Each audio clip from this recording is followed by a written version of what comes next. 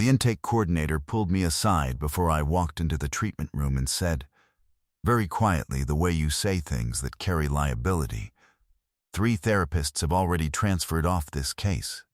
She's difficult.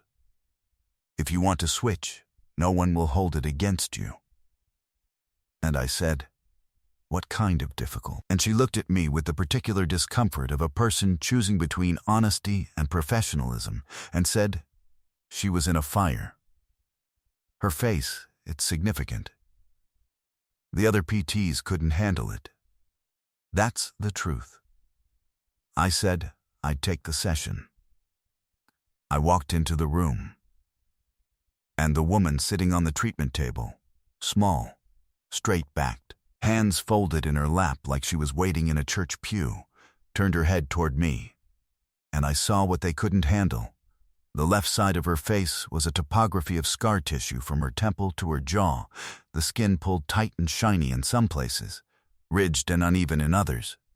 The corner of her left eye tugged slightly downward by the tension of healed tissue that hadn't healed right. Her right side was untouched, symmetrical, almost beautiful.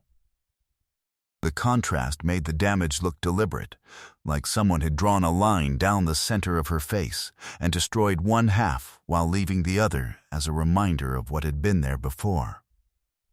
She watched me. She was measuring something, the flinch, the swallow, the involuntary glance away that I'm sure she'd seen from every medical professional, every stranger, every person who'd walked into a room with her since the fire. She was waiting for me to do what everyone else did. Look, process, look away, overcompensate with brightness. I didn't look away. Not because I'm brave, because I'm a physical therapist who spent 9 years working with burn patients, post-surgical reconstructions, and traumatic injuries, and if I flinched every time a body didn't look the way bodies are supposed to look, I'd have failed out of my first clinical rotation. I looked at her the way I look at every patient, directly, with the specific attention of a person who needs to assess range of motion, tissue integrity, and pain response. I'm Marcus, I said. I'm going to be handling your PT going forward. Can you show me where the mobility limitation is worst? She stared at me for 4 full seconds. Then something shifted behind her expression. Not gratitude, not relief. Something harder and more complicated. And she said, "You're the first one who didn't look at the door." That was a Tuesday in January. By March, that sentence would be played back in a courtroom, and I'd be sitting in the gallery wondering how the simplest act of professional decency I'd ever performed had nearly cost me my license, my career, and the only version of my life I'd ever wanted. My name is Marcus Keene. I'm 33. I've been a licensed physical therapist in the state of Ohio for 9 years, the last 5 at a rehabilitation clinic in Columbus called Bridgepoint Recovery. It's the kind of clinic that takes the cases other places don't. Burn survivors, spinal cord injuries, amputee rehab. The patients whose recovery isn't a straight line but a zigzag through pain and frustration and small, brutal victories that nobody outside the treatment room ever sees. I chose this specialty because I have a high tolerance for difficult and a low tolerance for bullshit. And because the work matters in a way I can feel at the end of every shift. In my hands, and in my back, and in the specific exhaustion that comes from helping someone do something their body told them was impossible. The patient's name was Sarah Landon. She was 36. The intake file said she'd sustained 2nd and 3rd degree burns to the left side of her face, neck, and left shoulder in a residential fire 14 months prior. The file noted 2 previous surgical interventions and ongoing scar contracture limiting range of motion in her left shoulder and neck. The file did not say how the fire started. The file did not mention a husband, a custody battle, or a man named Garrett Landon. The file gave me a body to treat and a treatment plan to build, and I built one. And for the first 3 weeks, that's all it was, a clinical relationship between a therapist and a patient who happened to have a face that made other therapists request transfers. Sarah was not difficult. I want to say that clearly, because the intake coordinator's warning had framed her as a problem, and the 3 therapists who'd transferred off had apparently described her as intense and uncomfortable to work with. And I need you to understand what those words actually meant. What they meant was that Sarah looked at you. She didn't perform ease. She didn't smile to make you comfortable with her scars. She didn't fill silences with small talk to give you permission to stop thinking about her face. She sat in the quiet and let you sit in it with her, and if the quiet made you uncomfortable, that was your problem, and she was not going to solve it for you. I respected that. In 9 years of clinical work, I've learned that the patients who make you uncomfortable are usually the ones who are refusing to perform comfort for your benefit, and that refusal is not a personality flaw. It's a form of self-preservation. We work together twice a week. Shoulder mobility, neck rotation, scar tissue massage to break up adhesions. She was disciplined, did her home exercises, tracked her range of motion improvements in a notebook she brought to every session, asked specific technical questions about tissue remodeling that told me she'd been researching the science herself. She was, by every clinical measure, an ideal patient. But something was off, and it took me 3 weeks to name it. She never mentioned the fire, not once. In 14 sessions across 7 weeks, working on injuries caused by a specific traumatic event, she never referenced what had happened to her. Patients talk about their injuries. It's part of processing. They tell the story of the accident, the fall, the surgery, the moment everything changed. They tell it repeatedly, each telling slightly different, slightly more integrated, slightly less raw. Sarah's silence wasn't processing. It was a wall. And on the 4th week, the wall cracked. It happened during a session focused on left shoulder external rotation. I had my hands on her scapula, guiding the movement, and she winced, not at the stretch, which was within her tolerance, but at something else. A thought, maybe, a memory that arrived uninvited. She turned her head away from me, and I saw her jaw tighten, and she said, very quietly, "The other therapists, you should know why they really left." I paused. "You don't have to tell me anything you're not ready to. They didn't transfer because of my face, Marcus. They transferred because they were told to." Told by whom? My husband's attorney. The room shifted. Not physically. The lights still buzzed. The treatment table still creaked. The hallway outside was still full of the ambient noise of a busy clinic. But the space between us changed. The way a room changes when someone pulls a curtain aside and shows you that the window behind it doesn't face the direction you assumed. Your husband has an attorney contacting your physical therapists? My husband has an attorney contacting everyone who treats me, works with me, or spends more than an hour a week in my presence. The previous 3 PTs didn't choose to leave. They received letters from a law firm called Hargrove and Cass, suggesting that continued treatment of Mrs. Landon could expose them to liability in an ongoing family court matter, and that their professional involvement might be subject to subpoena. 2 of them called the clinic the same day to request reassignment. The 3rd lasted a week. She turned back to face me. The scarred half of her face caught the overhead light, and the ridges threw small shadows. "You haven't gotten a letter yet," she said, "which means either he doesn't know about you, or he's trying a different approach." I sat down, not on the stool, on the edge of the treatment table, next to her, which was a clinical boundary I didn't normally cross, but which felt, in that moment, more important than protocol. "Sarah, what is this about?" "Custody," she said. "My daughter, Lily, she's 4. Garrett filed for full custody the week I was released from the burn unit. His argument is that my injuries make me unfit to be a primary caregiver. His exact language, and I'm quoting his filing, is that my severe facial disfigurement creates an environment of psychological distress for the child. She said it without inflection. The sentence was memorized.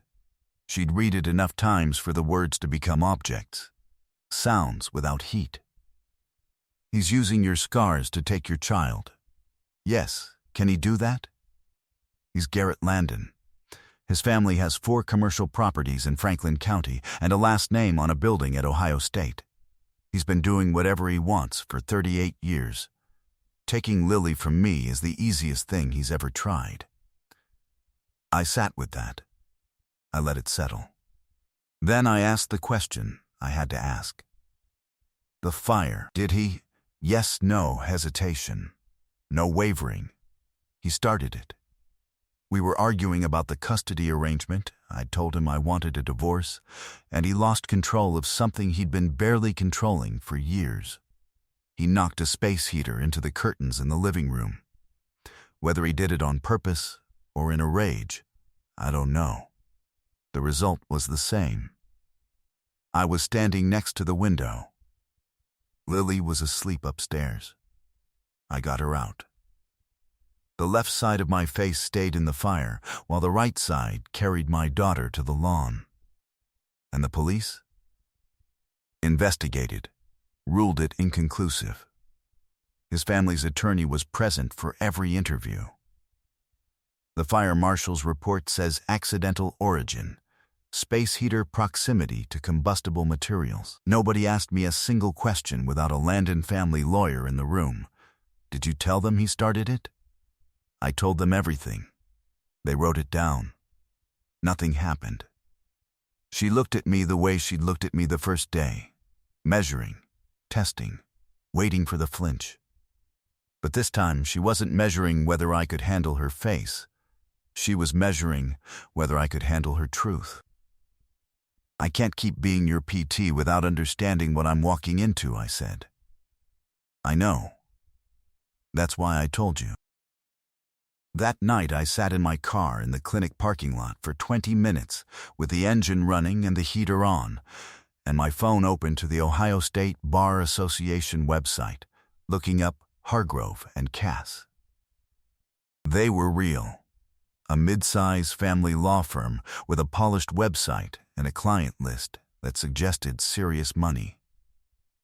The founding partner, Richard Hargrove, had a professional photo that looked like it belonged on currency. I searched Garrett Landon. The family was exactly what Sarah had described. Old Columbus money, commercial real estate, a donor wing at a children's hospital that bore their name. Garrett himself was 38, listed as a managing partner at Landon Property Group. His LinkedIn photo showed a man with good teeth and the kind of relaxed confidence that comes from never having been told no by anyone with the power to enforce it. I searched the fire. I found a local news article from 14 months ago. Residential fire in Bexley, 1 injured. 6 paragraphs. No criminal charges. No mention of domestic violence. The fire was treated as a household accident. The injured party was identified only as a 35-year-old woman. Garrett Landon was not named. The whole thing had been managed. Not covered up. Managed. There's a difference. A cover-up hides the facts. Management shapes the context around the facts, so they resolve into the story someone with resources wants them to tell. The fire happened. Sarah was burned. The heater was too close to the curtains. All true. The part where her husband knocked the heater over during a violent argument was simply absent from the official record, like a paragraph removed from a page so cleanly you can't see the cut. I should have transferred off the case. I knew that. I knew it the way you know you should stop watching the thing that's about to go wrong clearly, rationally, with full awareness that knowing doesn't change what you're going to do. A therapist with a patient entangled in a custody battle with a powerful family and an aggressive law firm. That's a liability landmine. My clinic director would have approved the transfer in 30 seconds. Nobody would have blamed me. The intake coordinator would have shrugged and said "told you so" without saying it. Which is the worst kind of "told you so" because it lives entirely in the eyebrows. But 3 therapists had already left. 3 licensed medical professionals had received a letter from a family law firm. A firm with no authority over their clinical practice, no jurisdiction over their licensing, no legal standing to dictate who treats whom. And they'd folded. They'd let a wealthy man's attorney decide which patients deserved continuity of care and which didn't. And each time one left, the message to Sarah was identical and devastating. You are too damaged. Your situation is too complicated. Your face is too ruined. You are not worth the professional inconvenience. I stayed. I kept treating her. And on the 6th week, I found out why she'd really been waiting for someone who would. It was a Thursday. Sarah arrived for her session carrying a manila folder instead of her usual notebook. She set it on the treatment table between us like a chess piece moved into position and said, "I need to tell you what I've been doing." Okay, I've been recording our sessions. Audio, on my phone. Every one since the first day. The room went very still. "You've been recording." "Yes, I'm sorry I didn't tell you. I'm telling you now because you need to understand why before you decide whether you're angry." I was angry. I was also something else. Curious, in the specific way you're curious when someone who has earned your trust reveals a deception and frames it not as betrayal, but as strategy. Why? She opened the folder. Inside were printed pages, a transcript of our sessions, time-stamped, annotated. Not the medical content. The interactions. The moments where I'd spoken to her the way you speak to a person and not a condition. The moments I'd looked at her face without flinching. The way I'd asked her about her week, her daughter, her pain levels. The normal, human exchanges that happen in every treatment room in the country, but that mattered differently for Sarah because they were evidence. Garrett's custody argument is that no man can look at me without revulsion. That my appearance traumatizes Lily. That I can't function normally in the world because people can't function normally around me. 3 therapists transferred off my case, and his attorney is using that as proof. She submitted their transfer requests as evidence that even trained medical professionals can't maintain a professional relationship with me. She touched the transcripts. You stayed. You've been treating me for 6 weeks without flinching, without transferring, without making my face the center of the conversation. These recordings prove that a man can sit in a room with me, work with me, look at me, and treat me like a person. That's what the judge needs to see. You need a character witness. I need evidence. A witness can be discredited. A recording is harder to dismiss. I looked at the transcripts. I looked at her. And I understood something that recalibrated everything I'd felt since the first session. Sarah hadn't needed a physical therapist who could handle her face. She'd needed a man who would stay in the room. The PT was real. Her shoulder genuinely needed treatment. Her range of motion was genuinely improving. But the reason she'd cycled through 3 therapists and waited for the 4th was that she needed someone who would prove, on tape, that Garrett's central argument was a lie. You should have told me. If I'd told you, you'd have behaved differently. You'd have been performing normalcy instead of living it. The recordings only work because you didn't know. She was right. I hated that she was right, but she was. The custody hearing is Friday, she said. 5 days. I'm submitting the recordings as evidence through my attorney. I wanted you to know before it happens, and I wanted to give you the choice to object. If you object, I'll withdraw them. 5 days. A hearing I hadn't known about, recordings I hadn't consented to, and a choice that wasn't really a choice, because objecting meant siding with the man who'd burned her face and was now using the burns to take her child. "I'm not objecting," I said, "but I need something from you." "What?" "The truth about everything else. Is there anything else I don't know?" She was quiet for a long time. Then she said, "He knows about you. He's known since the second week. And he's already started." Started was an understatement. That evening I checked my email at 8:47 p.m. while eating leftover pad thai at my kitchen counter, and the subject line of the third message in my inbox turned the food in my mouth to paste. RE. Complaint filed Ohio Physical Therapy Board. Case #241187MK. I set down the fork. I opened the email. It was an official correspondence from the Ohio Physical Therapy Board informing me that a complaint had been filed against my license. The complaint alleged inappropriate personal involvement with a patient and failure to maintain professional boundaries in a therapeutic relationship. The complainant was listed as Garrett Landon, identified as the spouse of my patient Sarah Landon. The letter stated that a preliminary review would be conducted, that I should preserve all records related to the case, and that the board reserved the right to impose interim practice restrictions pending the outcome of the review. Interim practice restrictions. That phrase is the professional equivalent of a fire alarm. It means they can limit what patients I see, what settings I work in, or whether I work at all, before a single finding has been made. Not after the investigation. Before, I read the email 5 times. Each time I hoped it would say something different. It didn't.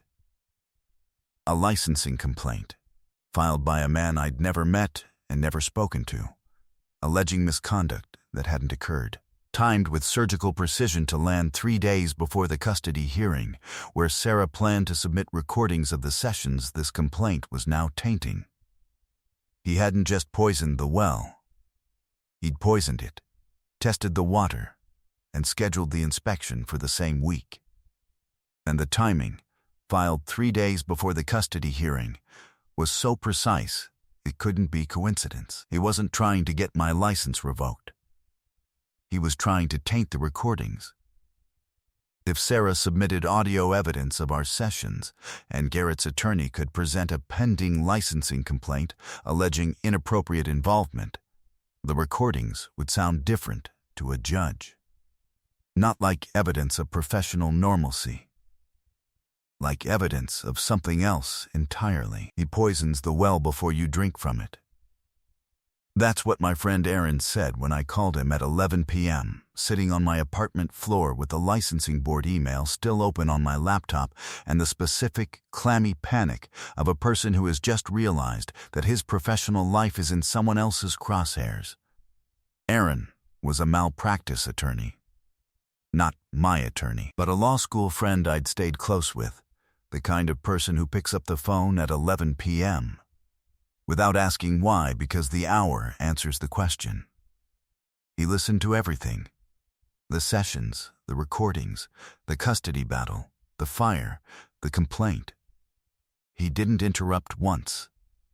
"This is textbook," Aaron said. He doesn't need the complaint to succeed. He needs it to exist. The moment a licensing board investigation is open, everything you've done with that patient becomes suspect. The recordings, which are currently evidence that you're a normal professional, become potential evidence that you're a normal professional who has a pending ethics complaint. The complaint reframes everything retroactively.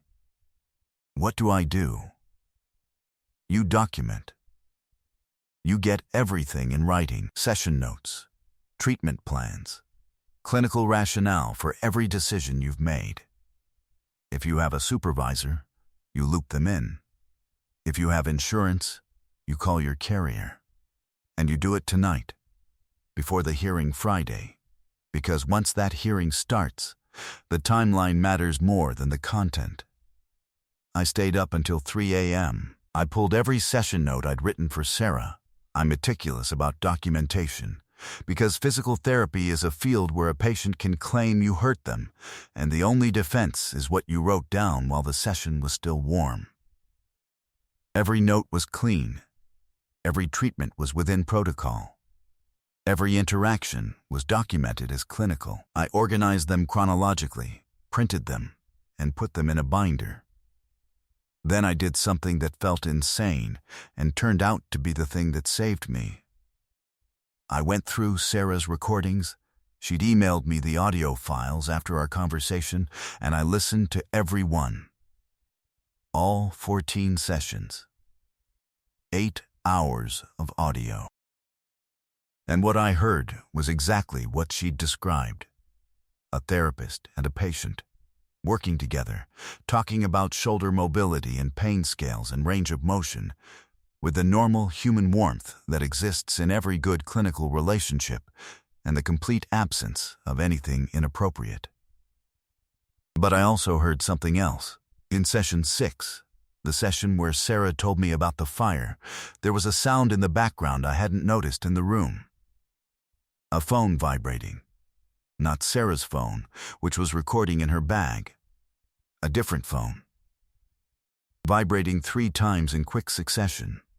The pattern of a text message arriving. I checked my own phone records.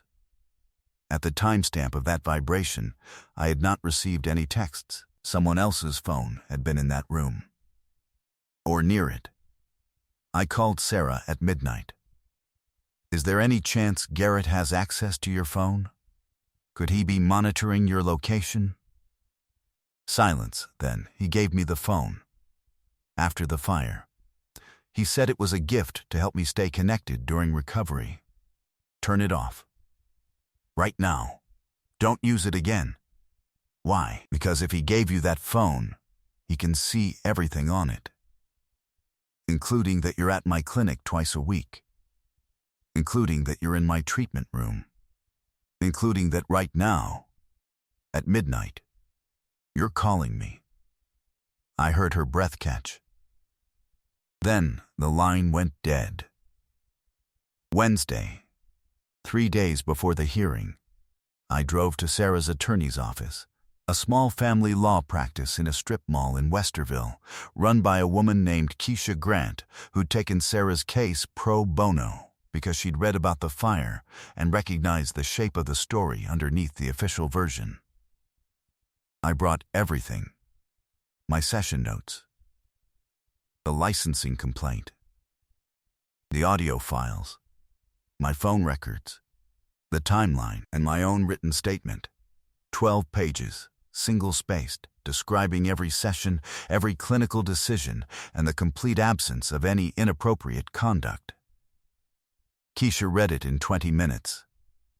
She was a fast reader with a slow voice and a face that gave away nothing.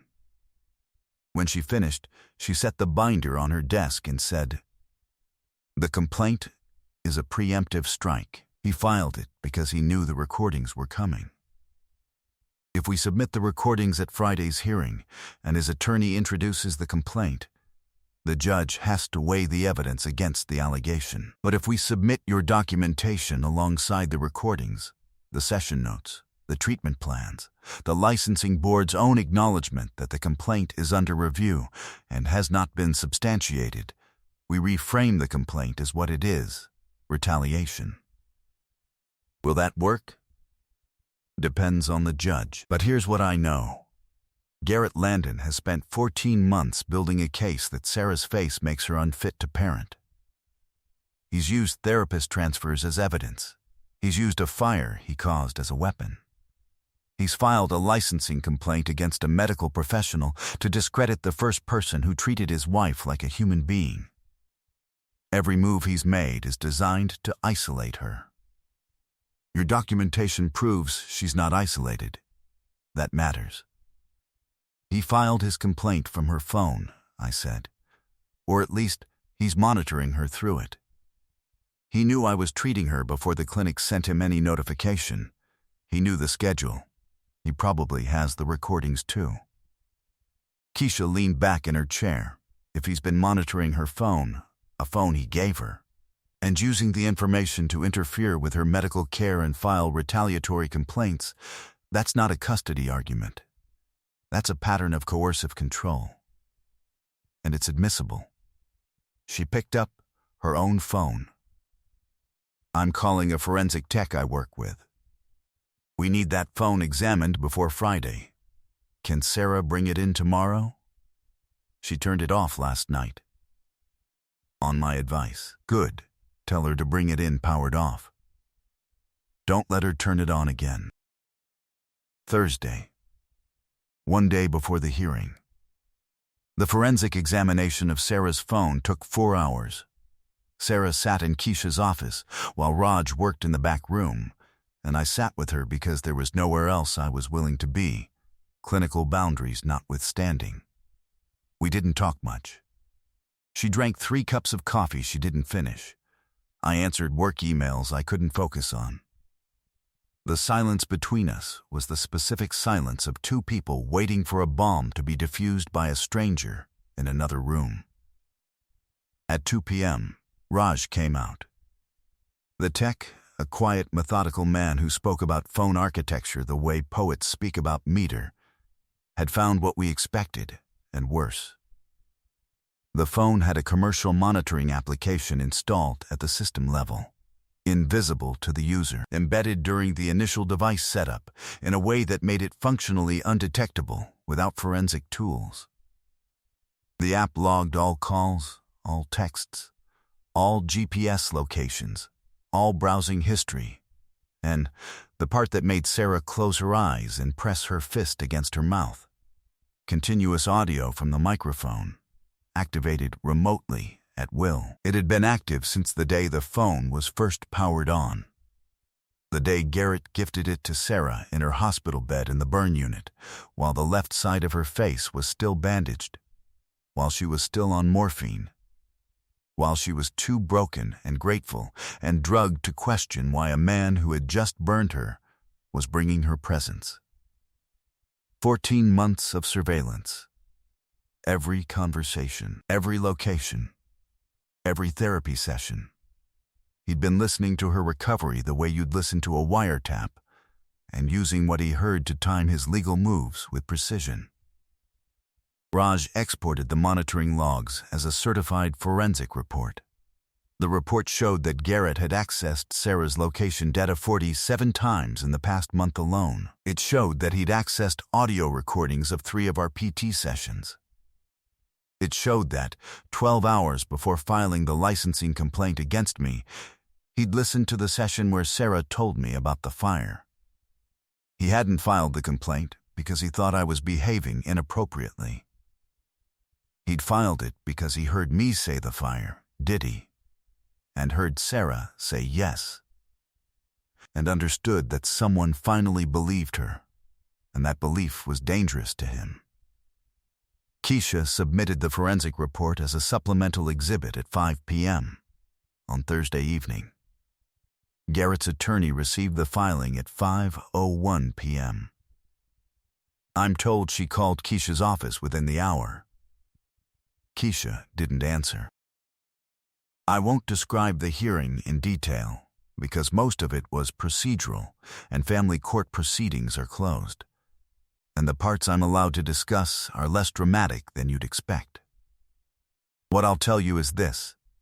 Sarah sat at the petitioner's table in a courtroom in Franklin County and looked directly at the judge, a man in his 60s who'd been handling family cases for 20 years, with the left side of her face in full light, and she did not turn away, and she did not cover herself, and she did not apologize for what she looked like.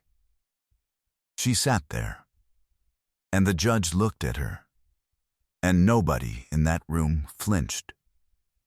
The recordings were admitted. My documentation was admitted. The forensic report on the phone was admitted. Garrett's attorney objected to all 3, and the judge overruled all 3 objections. The licensing complaint against me was addressed directly. Keisha presented it as evidence of retaliation, a filing made 12 hours after Garrett listened, through an illegal monitoring app, to a session where his wife described the fire he caused. The judge's expression, when Keisha laid out that timeline, was the expression of a person reclassifying everything they thought they understood about one of the parties in front of them. The judge did not issue a final custody ruling that day. What he did was deny Garrett's motion for full custody, grant Sarah temporary primary custody pending a full hearing, and refer the phone surveillance evidence to the Franklin County Prosecutor's Office for review. Sarah walked out of the courtroom holding her attorney's arm, and she didn't cry, and she didn't celebrate, and she didn't look at Garrett. She walked past him the way you walk past a piece of furniture you've decided to remove from your home, without acknowledgement, without anger, with the quiet resolve of someone who has already decided where the empty space will go. I was in the hallway. She saw me. She walked over and stood in front of me and said, "Thank you for not looking at the door." I said, "Thank you for not asking me to." The licensing complaint was delayed. The licensing complaint was dismissed 6 weeks later. The board's investigation found no evidence of inappropriate conduct. My session notes, meticulous, time-stamped, clinically rigorous, were the primary basis for the dismissal. Documentation. Always documentation. The most boring, most essential, most life-saving habit a professional can develop. Sarah's full custody hearing happened in April. I wasn't present. By then, I'd formally discharged her as a patient because the PT goals had been met, and because the PT goals had been met because maintaining the therapeutic relationship while the legal case was active was a boundary I needed to draw. But Keisha called me the day of the ruling. Full custody to Sarah. Supervised visitation only for Garrett. The judge cited the phone surveillance as evidence of coercive and controlling behavior. The prosecutor's office has opened a separate investigation into the monitoring. And the fire? Still officially inconclusive. But the judge referenced it in his ruling. He used the phrase unresolved questions about the origin of the injuries. In family court, that's as close as a judge gets to an accusation without a criminal conviction backing it up. It's not justice, but it's the truth getting its name on a piece of paper for the first time. And sometimes that's where justice starts. I thanked her. I hung up. I sat in my car in the clinic parking lot. The same lot where I'd sat after that first conversation with Sarah, searching law firm names and news articles, and I felt something I don't have a clinical term for. It wasn't relief. It wasn't satisfaction. It was something quieter and more permanent. The knowledge that I'd done the right thing and it had cost me something, and the cost was worth it. Sarah and I don't have a relationship. We're not friends. We don't text. I saw her once आकर्षक content में बदलें और share करें. I saw her once by accident at a grocery store 6 months later with a small girl who was swinging grapes off the display and eating them one by one with the serious concentration of a 4-year-old committing a crime she knows is minor. Sarah looked up and saw me and smiled, with the scarred side, with the unscarred side, with the whole imperfect geography of her face. And I smiled back, and neither of us said anything, and we went about our shopping. That was enough. Some stories don't end with a relationship. Some stories don't end with a relationship. They end with a grocery store and a child eating stolen grapes and a smile across a produce aisle from someone whose face you never looked away from. Here's what I want to leave you with. Because the events are over, but the thing I learned from them isn't. And the thing I learned is the part that actually matters. Garrett Landon didn't almost win because he was powerful. Though he was. He almost won because he understood that the most effective weapon against a burn survivor isn't legal. It's social.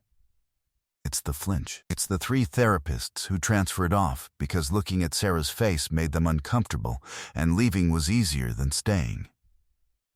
Every person who looked away gave Garrett evidence. Every averted gaze was a data point in his argument that this woman's appearance disqualified her from raising her own child. Staying in the room is the whole thing. That's the sentence I keep coming back to. Not saving anyone, not being a hero, just staying. Looking directly at a person other people can't look at, and treating them the way you'd treat anyone, with the unremarkable, unglamorous, deeply ordinary attention that every human being deserves, and that some human beings are systematically denied because the world decided their damage is too visible. I didn't do anything extraordinary. I did my job. I took session notes. I treated a shoulder. I looked at a face. That's it.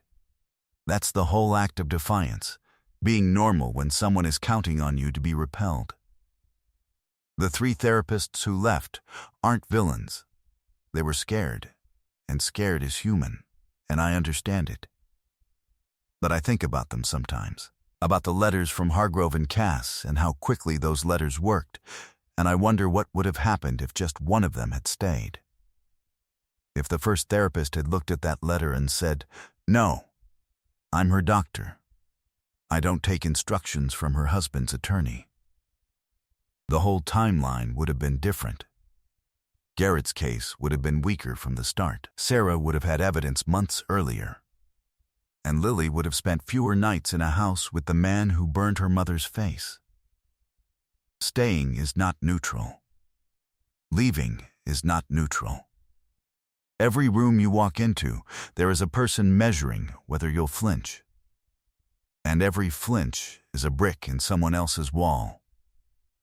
I need to ask you something, and I want you to sit with it before you answer. Have you ever been the person who stayed in a room everyone else was leaving?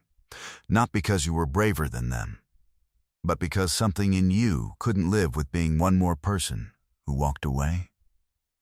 And the person you stayed for, do they know that it wasn't courage?